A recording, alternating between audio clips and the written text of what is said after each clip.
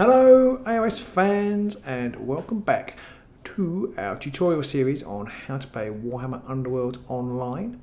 Today I'm just going to have a look through or talk through the Warhammer Underworlds online tutorial because I think that will be a helpful thing to do.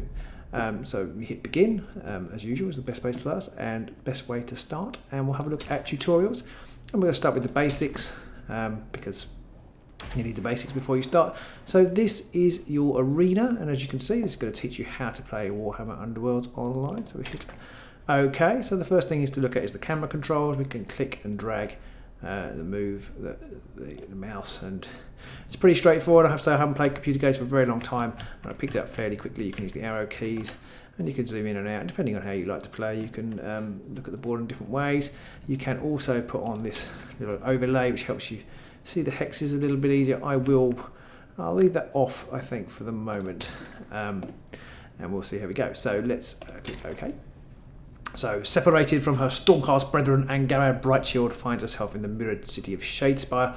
All this takes place in the mirrored city, and as you can see, you've got your hexagonal based board. This is actually made up of two boards, and you each place one, and there's at the beginning of the game you will align them. That's a sort of separate thing we'll look at separately, but this arena is a straight on easiest way of setting up the board, straight on like that. And this is your territory. Over here is your opponent's territory, and this little line, this little line here is the no man's land. That's no one's territory, where each of your boards will sort of butt up against each other. Okay, so let's carry on. So the Magor's Fiends have arrived. Two of them, which seems a bit unfair. Normally you'll place all your fighters at once. If you watched our first tutorial, you'll know you'll get a different number of fighters, between 3 and 7 at the moment, depending on what warband you're playing. And so normally at the beginning of a game you would place them all. But in this tutorial it's just kind of showing you how it works. So each turn you activate one of your fighters as you seek glory and triumph in Shadespire. Your fighters have 3 main characteristics. They can move, and Garage is 3. They have the defense, so Angarad uses blocks or shields, and they have wounds, and Angarad has 4. And you can see that here, 3, 1, and 4. Said Angarad is never one to shy away from a fight. She immediately charges towards the nearest servant of Khorne. So when you activate your fighter, one of the things you can do is you can charge. So you click on her to charge, and you can choose where you want to go. We want to go over here, which is highlighted, and we click on there, and then we hit the attack. Oh no, we've got to choose a target, silly me. Choose a target first, and then over we go, and we run to attack, and we've got 2 hammers. When a dice attacks, they roll a number of attack dice equal to the dice characteristic of the attack. And Garad's, I don't think we can see this here. Oh yes, no, we can't see her attacks, we can see her profile. And Garad's, we'll have a look at that in a minute. She has a number of hammers, so she rolls 3 attack dice. The attack needs to roll smash symbols to succeed. Smashes hammers. And when attacked, fighters roll the number of dice equal to their defense characteristic. And so Zarkus has obviously got a defense of 1, and we've got 2 successes because we rolled 2 hammers. If you remember, Rangarad had 3 and hammers on her attack, and she's rolled 2 hammers. So it's not, you don't need 3 hammers to be successful. It's the number of dice that you roll. So she rolls 3 dice. This is a good attack. She rolls 3 dice, and she counts hammers as successes. If the attacker rolls more successes than the defender, the attack succeeds, and the defender takes damage. And Garrett's 2 smash beats Zarkus' single block, so Zarkus takes 2 damage. So we've whacked him, he's taken 2 damage. If an attack is a success or a draw, the attacker could choose to drive back the defender. And this is quite important. You're trying to control the zone of the board, trying to move people to where you want them, and pushing people out of the way is really useful. So we're just going to push old Zarkus to there. Angarad's Sigmarite hammer lands with a force so mighty the Blood Warrior staggers backwards, and back he goes over there. Whoa. Look at that. Right. Sensing an opportunity, Gartok charges in to attack the surprisingly aggressive Stormcast. So here he comes, and he's rolled a hammer. So he needed two attacks on his. He rolled 2 dice, 2 hammers. He's got 1, and Garrett has rolled a shield. So an attack will fail if no successes in the attack roll, or if there are equal or more successes. So if Garrett hadn't rolled any successes, she defends on blocks, so she's needed a block or a critical, which we'll come on to in a minute. Then she would fail, but she succeeded here because Zarka's got 1 success and she's got 1 success. And unfortunately, Angared's one block is enough to stop Gartok's one smash. But in the case where it's a tie, like that, so Angared brings up a shield in time to block Gartok's Furious. Despite reeling from the blow, she's more determined than ever. Now, two things happen there. One is that even if it's a tie, you can still push somebody back. If you completely lose, if you roll no successes at all, or your opponent rolls more defences than you rolled successes, then it's not a tie, you lost, and you can't push them back. But if you rolled one success and your opponent rolled one or more successes and your opponent rolled the same number of successes when they were defending, it's a tie, you can still push back in the case of a tie. Now, Inspire conditions, all warbands have an Inspire condition. The Stormcast one is if they roll a shield or a critical on a defense dice, then they inspire and they get better. All fighters get better when they inspire. So Angared's now better. So here we are. Inspiration in certain circumstances, your fighters can become inspired, improving their stats and abilities. Angared and the rest of the Steelhearts champions blocks become inspired whenever they roll a block or a critical success when defending an attack. So every dice in the game has a critical success on it, whether it be an attack or a defense dice, and it's better than your average dice roll. Basically supersedes hammers, but we'll come on to that in a minute, or supersedes successes. Emerging from the fog is Severin Steelheart, the leader of the Steelhearts champions. With stoic determination, he strides towards the cries of battle. So here comes Severin. He's going to charge. Since Angared has a charge token, she is unable to move or attack for the rest of the round. Instead, we will move Severin close to the action. So you can see here, these guys have these little symbols here. That means they've charged. And there are several things you can do. We're going to go over those now. One of those things is charge, and it enables you to move and attack. But once you've done that, you cannot be reactivated. But you can just move. If you're out of range, or you might want to for another reason, you can just move up. So I've clicked on Severin. I'm going to move him to here, and I press the little foot button, and we move over here. And now you can see I've got a slightly different symbol. I've got a little, it's just a single symbol. So whereas Angared here has two symbols, wait for the attack. Okay, if the defender rolls more critical successes than the attacker, then the defender automatically blocks the attack, regardless of the number of successes in the attack roll. So this is what I was saying about critical hits superseding successes. So Zarkus here is quite reasonably chuffed to see that he has rolled two hammers, and he'd be really pleased because they're both successes. But unfortunately, Severin has rolled a critical success, which is better. So it doesn't matter how many he rolled. Even if he rolled 10 hammers, if he had no critical success, one critical success will stop it. It's like an uber success, really. So you have to bear that in mind. If he'd rolled a critical success and a success, he would have won because he had the critical success, which cancelled out the critical defense, and then he had an extra hammer left over. And let's see what happens. So Zarkus rolled 2 smash, but Severin's single critical success allowed him to defend against the attack. So he's defended, and because he rolled a critical on his defense roll, he's now inspired 2. Okay, since Severin has a move token, he's unable to move or charge for the rest of the round. However, he can still attack. So after you've charged, which is denoted by this sort of double symbol here with the circle line through it, you can't be activated in the rest of the turn. So if you charge in your very first activation, in a turn there are 4 activations, and if you charge at the very first one, that fighter cannot be used for those other 3. So you have to be careful when you charge, because they're basically a sitting target after that. However, if you remember, Severin only moved up here. He hasn't attacked yet, and he can now attack as many times as he needs to for the number of activations. So we've got 3 left, so in theory he could have another 3 stabs at Zarkus, if it is Zarkus. We can probably see that, can we? It is Zarkus. So you just hover over them, you can see that's Gartok, and this is Zarkus. He could, in theory, have another 3 attacks.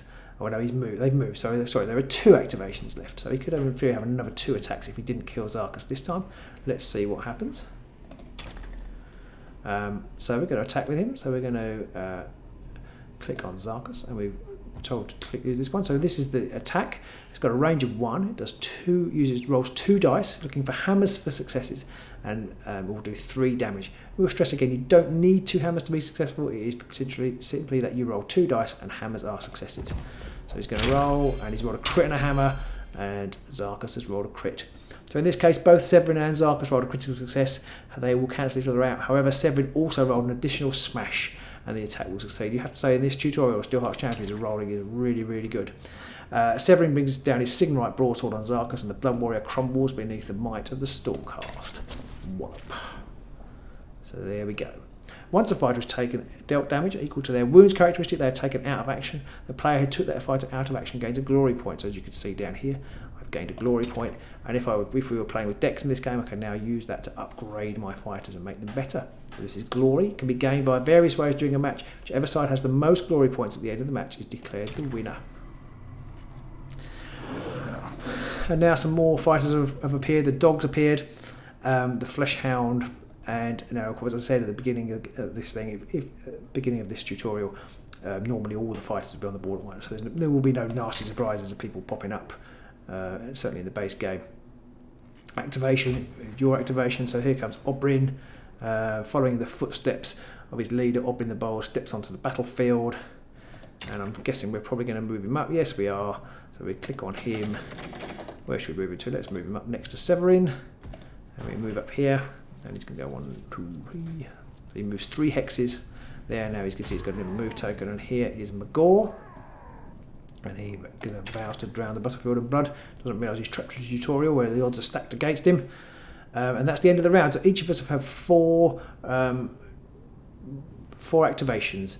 When the round ends, all charge and move tokens are removed. This means fighters can charge, move, and attack again next round. So the game consists of 3 rounds. We have had the first round now, which is 4 activations, and if you remember, Angara charged in the first one, Severin moved up, then Severin attacked, and then Oberyn moved, and that is our 4 activations. I can't remember what the bad guys did, died. And so then we were going to round 2. There is an end phase, which we're not covering there because this tutorial doesn't use any cards, but we'll cover that in another tutorial. So at the start of a new round, each player rolls 4 dice to determine who goes first. The player who rolls the highest number of critical successes wins and gets to choose which player goes first. So we're going to roll those. If it's a tie, you're looking for supports and double supports. So the dice have critical hits on them, and they also have things called single supports and double supports, which is likely to moons and half moons or suns and half suns. And I've rolled a critical there, so I won the roll off, and I get to go first. It was very quick, that was, wasn't it? But I get to go first. Severin can see the forces of Khorne closing in and prepares for the onslaught. A unit on guard will succeed on defense rolls when rolling block and dodge results. Okay, so on guard is something you can do. I'll select Severin, and then I will choose this thing here to put him on guard. Now, as I said, at the moment they use blocks. So down here he's got 2 blocks as defense, which means he rolls 2 dice, and he's looking for blocks, which are shields, and with the critical hit on it as well, because it's also success. That's basically got 3 chances on a d6, so a 1 in 2 chance of stopping, being successfully defending. If you're rolling dodges, none of these warbands do, but some of them roll dodges, and then there's only 1 of those symbols. So with the crit, there's only 2 that are successful. If you put them on guard, then the blocks come, so they gain 2 extra faces of the dice to be successful. Putting a person with shield on guard isn't quite as effective because it only gives them 1 extra face as successful. But we're doing that here anyway, so we put him on guard, and that's an activation. And Gartok seeks to see where Zarkus failed and launches himself at Severin. And here he comes, and he rolled a hammer, and support. So we're looking at support. If you have a friendly fighter adjacent to an attacker, they can give support to your defense rolls. Results of single support will count as successes if you have 2 allies adjacent. Then double supports also count. So Oberyn is up here, then double supports will count as well. But he's not. So what's going to happen here? Okay. Thanks to being on guard and Angarad support, Severin rolls dodge and single support. Both count as successes, and he's able to easily defend Gartok's attack. So he gets the dodge because he's on guard, and Angarad here, as you can see, is adjacent to the attack. So that counts as being successful. Support could also work for attacks. For example, Angarad will get support from Severin if she attacks Gartok. Any single support results on her attack roll will count as successes. So Severin here is next to Gartok. He has to be next to the fighter, not next to Angarad, next to the fighter. If he was here, that would be okay, even though he is next to Angarad as well. But if he was here behind her, he can't give her supports. And this is the same for when he's defending as well. He has to be next to the fighter doing the attacking or defending. So let's see what's going to happen here. So Angara, we select her. Here's her attack. Look, she's got just 3 dice. It's a 2 damage attack. It's a tasty attack for Angara. So we're going to select Gartok. We're going to attack with it. And with support from Steelheart, Angara manages to land a solid blow on Gartok. The dice do sometimes whip away quite quickly, especially if you cut off at the wrong moment. Some fighters have special abilities such as Gartok, who can never be driven back by an attack, even if it succeeds. So if you remember, we looked at drive back later. Gartok's got an ability that says he can't do that. Here comes Riptooth. He's attacking Oberyn. Oh, that's a nasty double crit attack. So that's definitely going to succeed. And it's done 2 damage. And now, because he's done 2 damage, he's inspired, because that's how Magor's Fiend Warband inspires. So surrounded by the servants of Khorne would normally be a dire position, but Severin sends an opportunity to turn the tide. What's Severin going to do? Some attacks have the ability to strike all adjacent enemy fighters. So Severin has a mighty swing attack. We click on him and you can see we've got 2 opposite. This wouldn't normally be grayed out. You could normally choose, because it does more damage. So it may be that you'd want to try and kill somebody he's only got 2 wounds left there. You could see if he had 3 wounds left, you might think, actually, rather than leaving him alive by just doing 2 more damage and 2 to the dog, it's much better to kill him. So I'm going to try and do 3 damage, but in this tutorial it's grayed out. It wouldn't normally be. I can select this one and you see it's got an effect of on all adjacent enemies.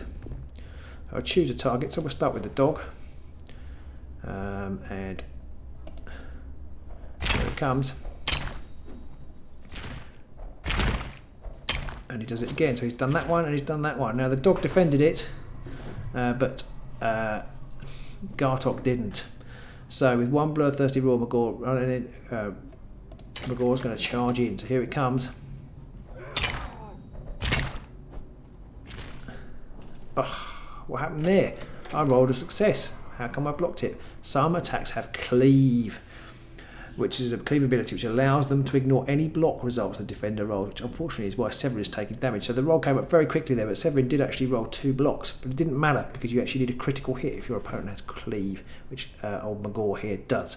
So unfortunately, it's no good for Severin, and he took the damage anyway. So cleave is a really powerful way of attacking if you can get a fighter with it, because it ignores these block damages, and they're the best type of they ignore the block defences, and they're the best type of defence, and it completely ignores them. It doesn't actually completely ignore them, the dodge one, so dodge is actually better if you're fighting against cleave.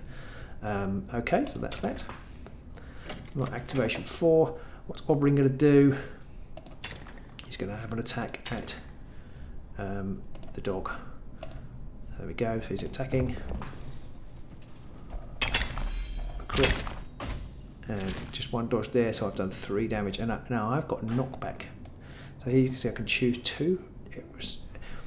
Oberyn's special attack had knockback, which is, when you have a successful attack, enables you to move it, knock them back an extra square. So he goes right back there. The dog does a little somersault. So of the 4 servants of Khorne, only Magor and Riptooth remain, but they're currently 2 spent to launch another assault. So then they have to skip, or they can draw cards. In the real game, you draw cards. And that's it. That's the tutorial. Like I said, some of the dice rolls are a little bit quick there, but hopefully you found it useful. So you can play that through yourself on the game, but that's the basics of it. You're fighting. You roll dice. The more dice you roll, the better. Yeah, there you go. So that's the tutorial. I hope you found that useful. Do pop down in the comments below if you've got any questions. Happy to try and answer them. Do follow us on Facebook. And if you haven't subscribed to our channel already, do just subscribe. It's really helpful. And like I say, we will answer as many questions as we possibly can. So I hope you found that useful. If you'd like to see more or get in more detail, then let me know. And we'll see you soon in the Millard City. Bye.